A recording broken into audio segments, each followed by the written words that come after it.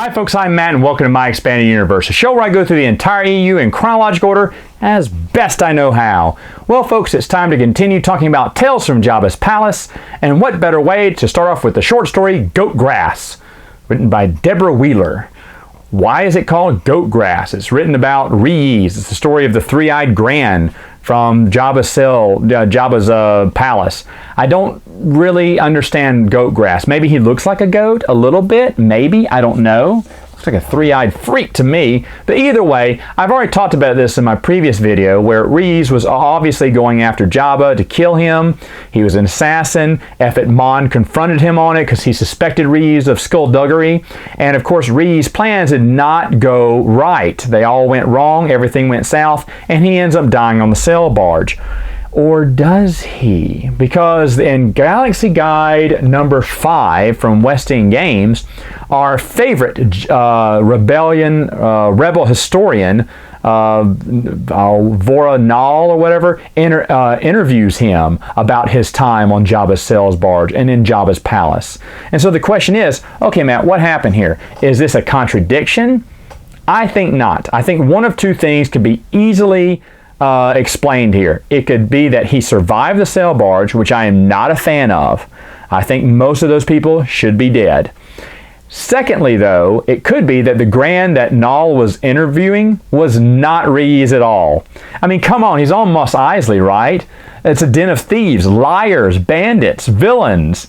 Are you Rees the Gran? Yes, I am. You want to hear my story? Buy me a drink. I'll tell you my story. I bet that's what happened. That makes way more sense to me. And by the way, if it is a contradiction, that is a super minor contradiction. You have to dig for that one. But I don't consider it a contradiction. I think he was just lied to by a Gran in a bar looking to get free drinks and spinning some tale. Oh yeah, I was there. Yeah, wild stuff. What happened? Because everyone knew what had happened. I mean, when Jabba's sail barge blew up, everyone knew the story. That impacted Tatooine, the entire planet. So that makes more sense to me. Now, fun fact about Rees, actually on the set of Return of the Jedi, Rees was a play on Three Eyes, supposedly. I don't know how they got, well, I can see how they got that. And Tim Rose, who actually played Admiral Akbar in Return of the Jedi, was supposed to be in Jabba's palace.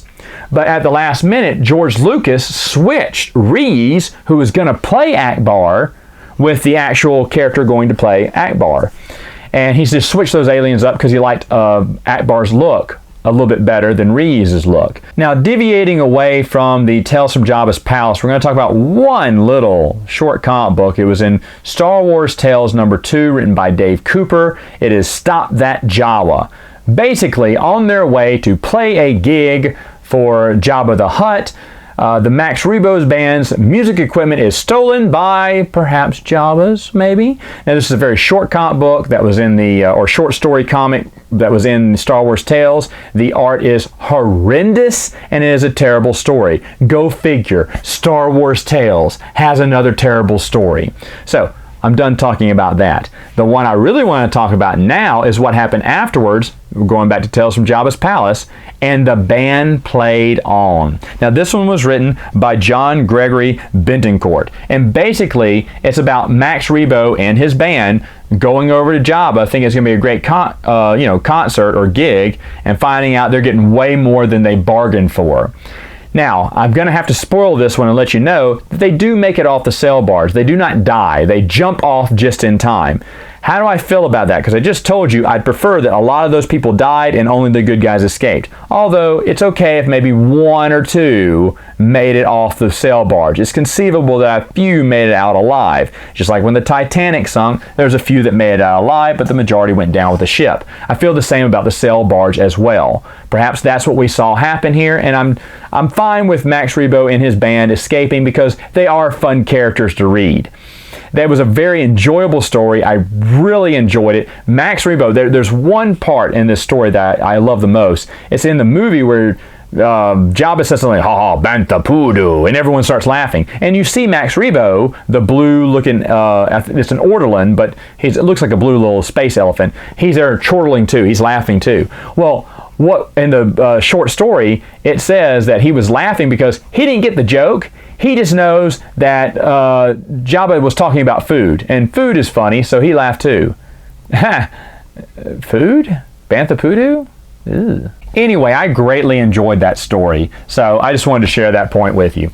Should you read them? Yeah, sure. If you don't know by now, I think Tales from Jabba's Palace is a fantastic book. All right, folks, I'll see you next time with another video.